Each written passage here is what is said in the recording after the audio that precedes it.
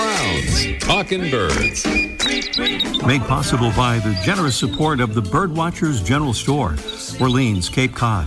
Birdwatchersgeneralstore.com. By Vortex Optics with the VIP warranty, their unlimited lifetime promise to keep you and your optic covered. Learn more at vortexoptics.com. And Beautyo Books, an independent family-owned bookstore carrying one of the largest selections of birding books in the world. BeautyBooks.com. Good morning. Welcome to our show number 862. Starting off with the birds in the pandemic story. When COVID-19 lockdowns were put into place in many areas last year, there were lots of unusual observations of wildlife, including birds.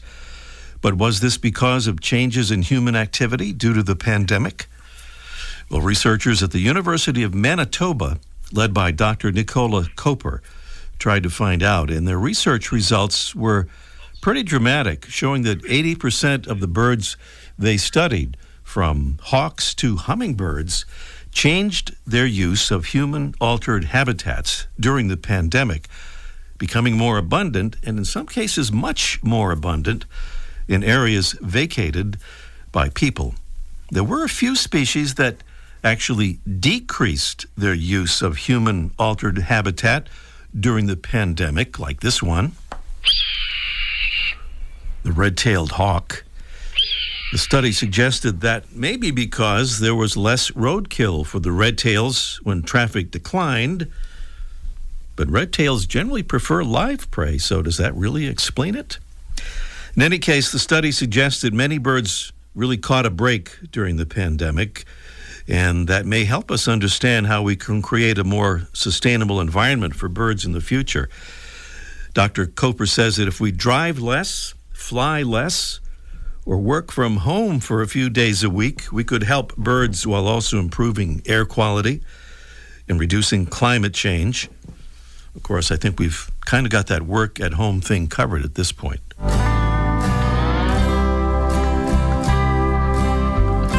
A little good news story now from Hawaii, where an ambitious effort to rescue 4 tiny honey creepers of the Akakiki species deep in a Hawaiian rainforest was at least partially successful last weekend, giving hope to a critically endangered species driven to the brink of extinction by avian malaria, an unfortunate consequence of climate change. One 6-month-old Akakiki chick was safely rescued on Kauai and flown by helicopter to Maui. These birds live at the highest elevations of the forests, where they've typically been safe from mosquitoes that carry avian malaria and other diseases. But as temperatures rise, the mosquitoes have moved higher too, and the birds have no way to escape them now. Some scientists believe that without intervention, the Akakiki population has only 2 years left before malaria causes their extinction. The rescued Akakiki, by the way, is said to be doing very well. Its gender is not yet known, but for now, they're calling it Erica. Well, the December online issue of one of our favorite birding magazines is now available. Bird Observer is based in New England, but contains features of interest to birders everywhere. Articles in the new issue include question, tool use by Atlantic puffins, and cedar waxwings with a taste for salt, along with musings from the blind birder about books and the always challenging At a Glance Bird ID quiz, plus sweet cover art featuring John Sill's ruby-crowned kinglet. It's Bird Observer. You can find it at birdobserver.org. That's birdobserver.org.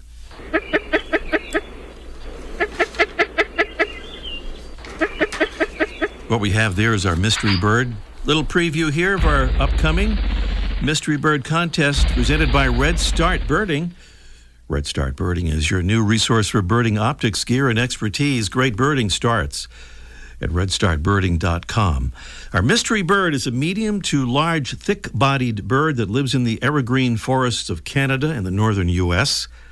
The male is slate gray overall with white blotching on the lower breast and belly and a broken white line outlining a black throat, and it has red eyebrows.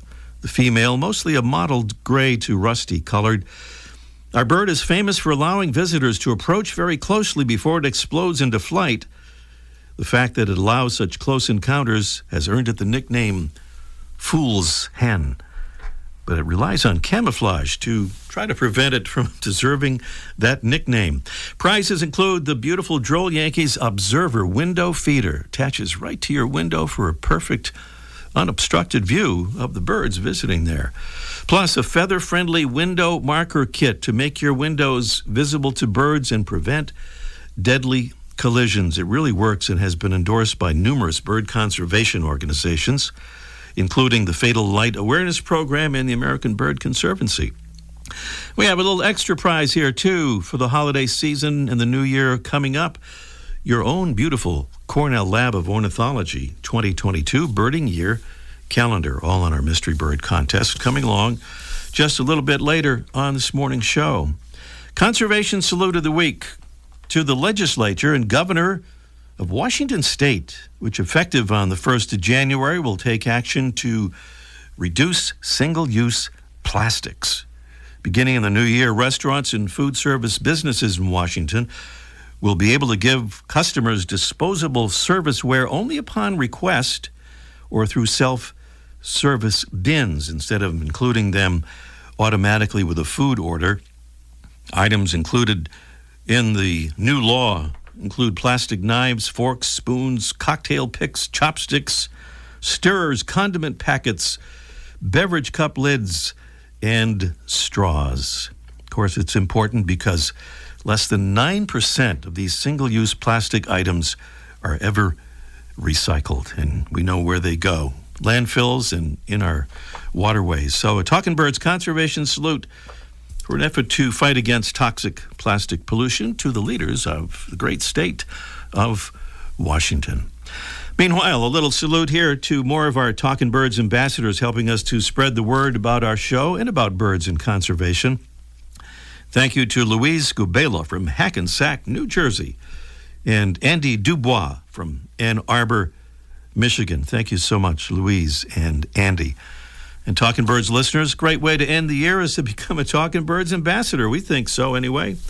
Just go to the Get Involved tab at talkingbirds.com to see how to sign up. It's real easy. Still to come on our show today, we'll pay a visit to Cape Cod, Massachusetts, where backyard birding guru Mike O'Connor waits. And we'll connect with birding books expert Alan Hale for some excellent ideas about books for holiday gift giving. Mike might enter or weigh in on that idea a bit too. And up next, more references to Cape Cod and Washington State as we meet our featured feathered friend, presented by Birdwatching Magazine. For more than a quarter century, Birdwatching has been North America's premier magazine about wild birds and birding. You should have fallen in love with old Cape Cod.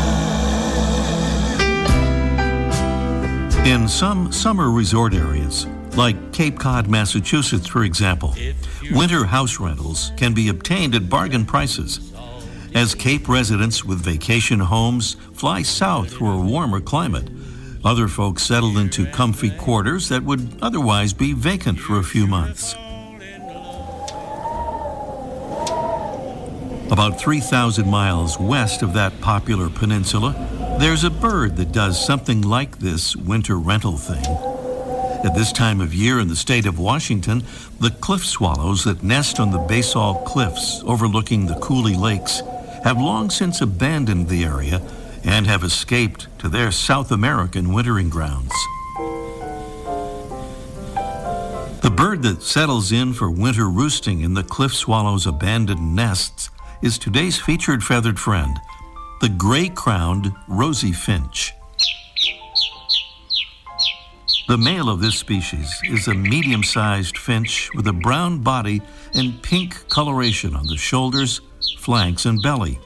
It has a dark brown forehead, a yellow bill with a dark tip, and gray patches on the back of the head and on the belly. The female has similar but duller plumage. 6 subspecies of the gray-crowned rosy finch are recognized, with some displaying gray cheeks and others brown, depending on the areas in which they're found. And they differ in size, too, with the Pribilof and Aleutian Islands birds weighing almost twice as much as those on the mainland. This bird is one of 3 rosy finch species in North America, the others being the brown-capped rosy finch and the black rosy finch. The gray-crowned rosy finch nests high in the mountains in summer and then forages in lower elevations in large flocks in the winter, searching for weed seeds to sustain it through the cold winter season, while retiring to the cozy comfort of the cliff swallow's nests at night. The rosy finches leave no roses to thank the swallows for the free winter rental, but they are associated with flowers in a way. A group of rosy finches is known collectively as a bouquet. The gray-crowned rosy finch, Leucosticte tephrocotis, today's Talkin' Birds featured feathered friend. Welcome again to our show number 862. As you probably noticed, it's holiday season 2021, and if you're still looking for gift ideas for birding and nature-loving friends, what's better than books? But which books to buy? We're about to get some insights about that on a chat here with Alan Hale from Beautyo Books. Good morning, Alan. Good morning, Ray. Great to have you on with us here, Alan. Every year we hear, there's 1 or 2 books that are kind of hot for the season. How about this year? Well, I think last week you had a discussion about the complete Birds of the World from Princeton University Press, and the competitor of that is All the Birds of the World from Lynx in Barcelona, Spain.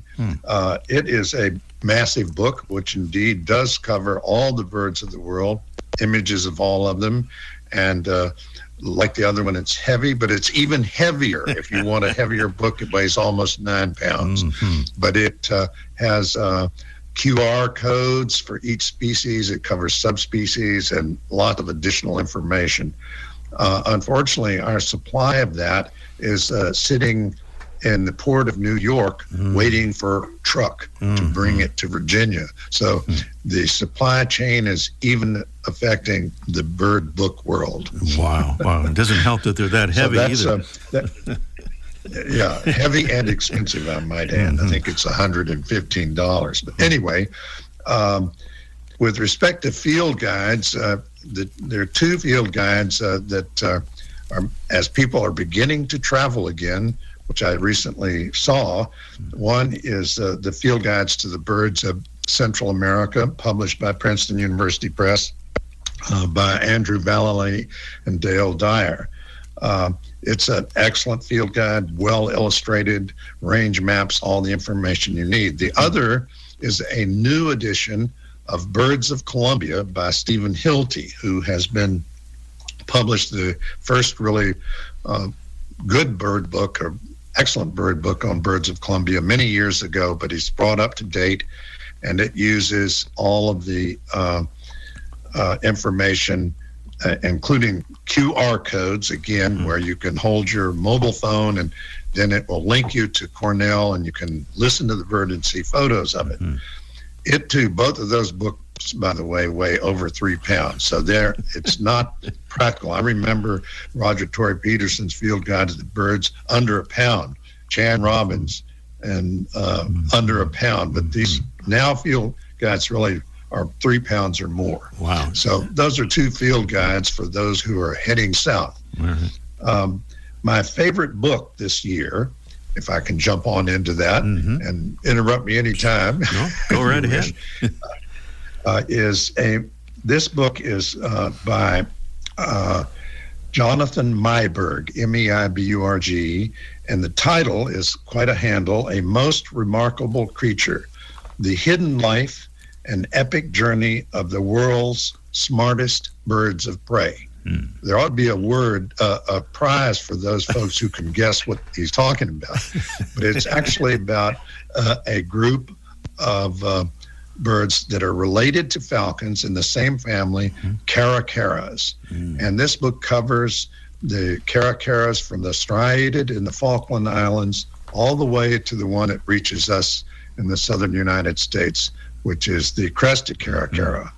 But it has photos, and the best I can say is this little thing from the dust jacket, which says, "A most remarkable creature is a riveting and unique combination of science writing, travelogue, and biography, as generous and accessible as it is sophisticated, and a reminder of how much of our world remains to be discovered." Anyway, highly recommend it. Yeah, and what a fascinating bird, kind of a cross between a falcon and a vulture in a way, sort of, isn't it? That's exactly right. Yeah, they're scavengers. The yellow-headed vulture.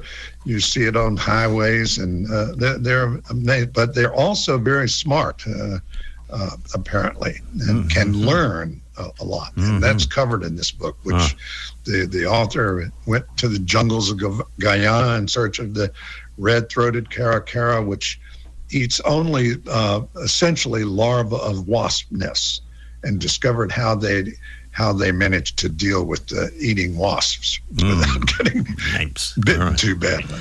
We talked with Holly Merker a few weeks ago, Alan, about the book she co-authored with Richard and Sophie Crossley, Ornithotherapy. And one of the things she talked about was keeping a journal of birding and nature experiences.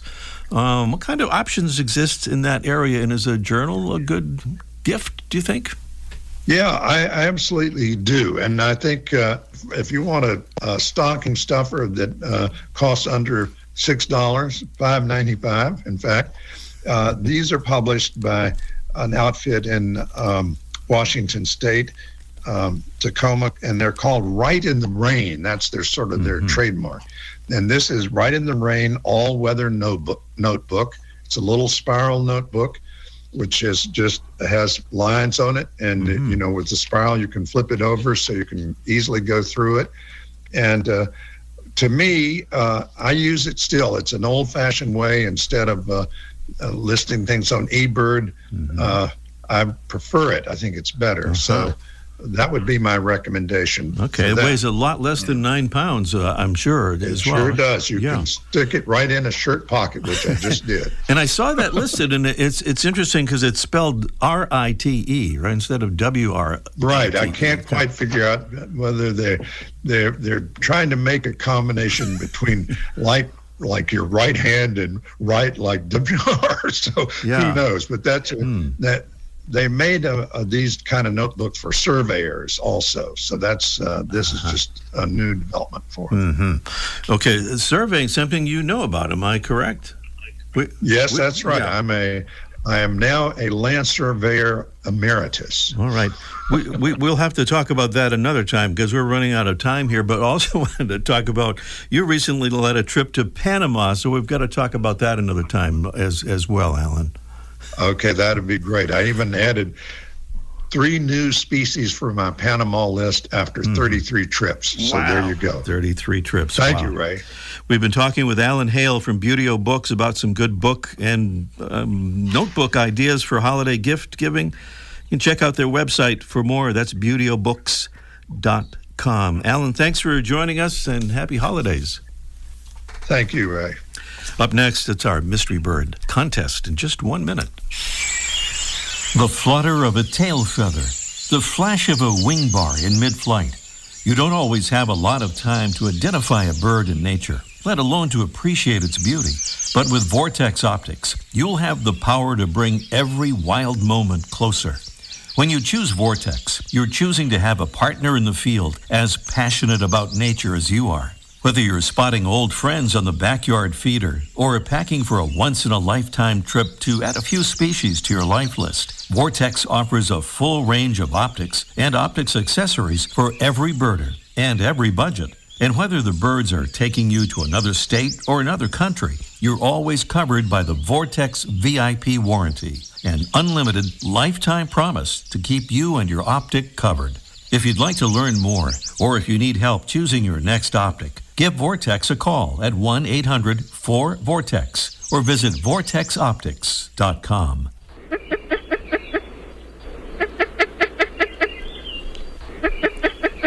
There's our mystery bird. It's a medium to large, thick-bodied bird. There it goes.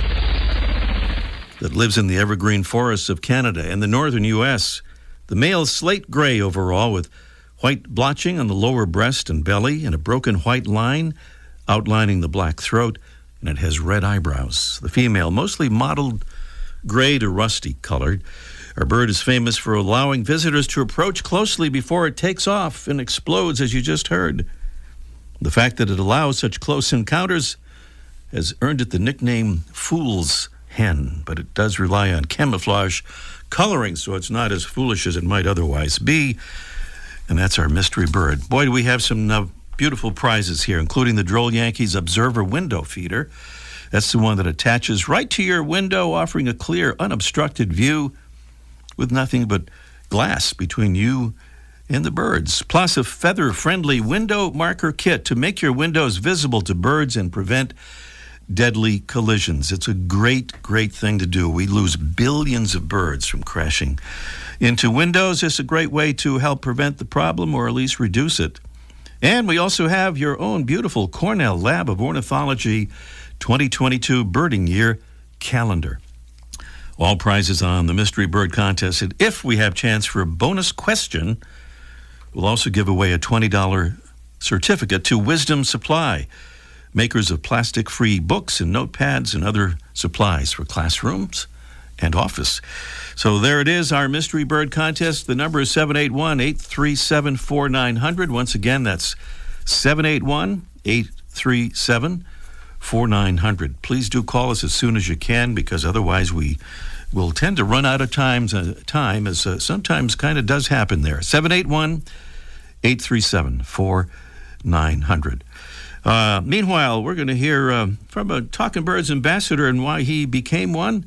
And then it's on to Let's Ask Mike Live with Mike O'Connor in just 1 minute. Beautyo Books carries one of the largest selections of birding books in the world. New, used, and rare books covering everything from backyard birding to general ornithology, from field guides to photography skills, biography, fiction, and humor. You'll find it all, along with the knowledgeable customer service you've been looking for, in one convenient place. BeautyOBooks.com.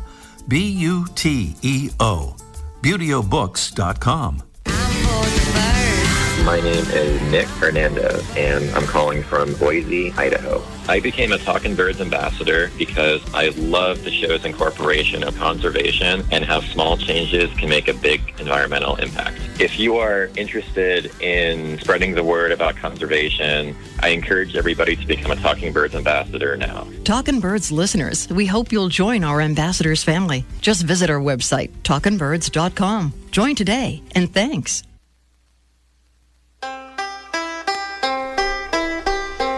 Well, let's see if we have Mike O'Connor on the line from Cape Cod, Massachusetts. I understand there may be some question about that, but Mike has a way of coming through, so let's see if that happens. Good morning, Mike.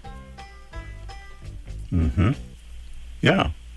I hear somebody speaking, but I believe it's me. I don't think that is actually Mike, but we're going to keep kind of working on that and see if we can get through to Mike here on our Let's Ask Mike Live segment here this morning. We also want to get to our Mystery Bird Contest and our contest contributors, and that may be a little tricky too if our phones are not exactly working the way they generally do. But please give us a try nonetheless, and we'll try to get a hold of Mike. Do we perhaps have him there? I don't know. Are you there, Mike? I'm not. I don't hear any music, so I'm not doing it till I hear the music. Oh, that was a long time ago that we had the music. That was way back. Yeah, we're all done with that. Yeah. Wow. So music. What a nice surprise that you're there. Thank you so much for doing that. Yeah. You know what? Well, I didn't have anything else to do, so I just hung around waiting for you. Oh, that's awfully kind. So anyway, what are we talking about today, Ray? Well, we've just talked about books with Alan Hale, and he had some great ideas, but I think I understand anyway that you have an idea or two yourself, and also one gift possibility you'd like to kind of bash, if that's the right word. I'm a gift basher. Yeah. First of all, I want to mention, I listen to Alan, and those guys have the best books, but they're a little bit for the more serious, studious, hardcore birder. And a couple of books came out right at the beginning of the pandemic last year that didn't get any attention because we were all in lockdown. And they were two really informative books for like the novice, the somewhat beginners that have a lot of questions about birds. One was from your pal David Sibley. It's called What It's Like to Be a Bird, and it's beautifully illustrated, and there's a lot of information in there, and it's a really good book, and it's got all his great artwork. But my favorite was by your even better friend, John Kreischer, who's been on on your show several times. Yeah. And it's, instead of artwork, it's beautiful photographs, which just make me want to go out birding more because I look at all these cool birds. But it has even more information than Sibley's book. It's just all the information about mating and singing and migration and stuff like why birds stand on one leg that drives everybody nuts. And I think it's a really, really good book. And it didn't get the attention. So if you're looking for a gift for someone that's a little bit more affordable and it's a little bit more mainstream, I would definitely get either of these books. But probably John Kreischer's book is called Reference Guide to Bird Behavior, Peterson's Reference Guide to Bird Behavior. You probably can find it at a bookstore. And it's really good, and you'll use it a lot. You won't look at it and then put it down because you always have bird questions, and it's always in there. And anytime I do some writing, I go right to it to plagiarize all of John's information.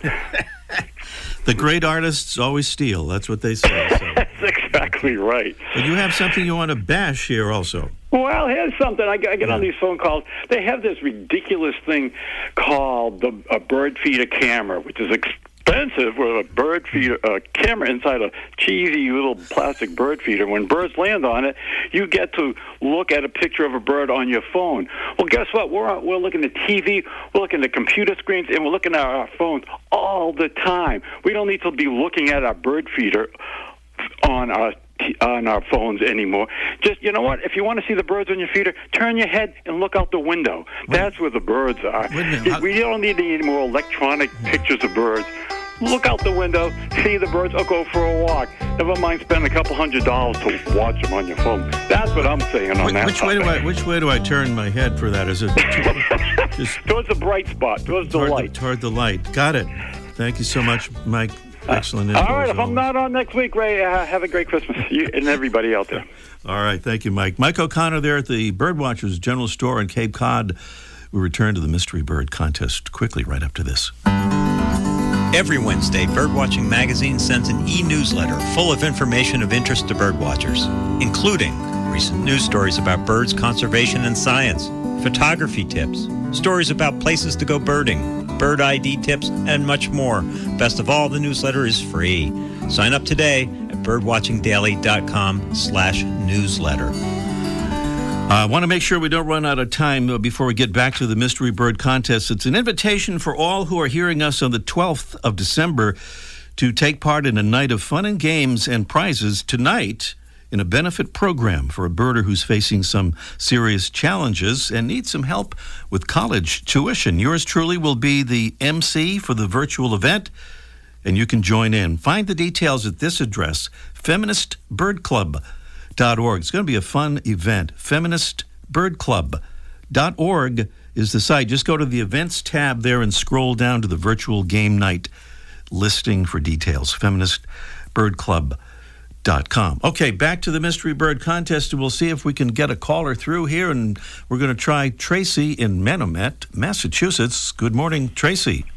Good morning, Ray. It worked. Thank you, Tracy. I got it. You got the call through. You didn't get the bird yet. That you didn't give your guess yet, but maybe that'll be next. What do you say the bird is? The spruce grouse. The spruce grouse. You got it all together now. Thank you, Tracy. Stay on the line. We'll get your info. And meanwhile, we are out of time. Thanks for being with us, and we'll see you next week. The bird show. I like that. I love it.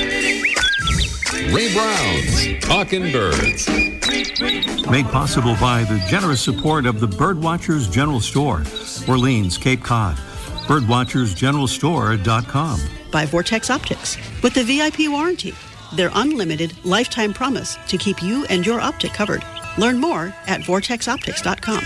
And Beautyo Books, an independent family-owned bookstore carrying one of the largest selections of birding books in the world. Beautyobooks.com.